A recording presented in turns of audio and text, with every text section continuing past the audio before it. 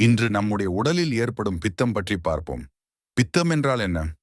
உடலின் வெப்பம், செரிமானம், வளர்சிதை மாற்றம், மெட்டபாலிசம் ஆகியவற்றை கட்டுப்படுத்தும் சக்திதான் பித்தம். இது அதிகரித்தால் வாந்தி, நெஞ்செரிச்சல், தலை சுற்றல், செரிமான கோளாறுகள் போன்ற பிரச்சனைகள் வரும். ஏன் அதிகரிக்கிறது?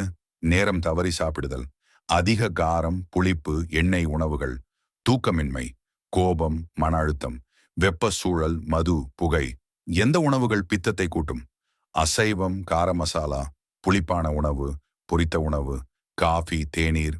அதை குறைக்க என்ன செய்யலாம்?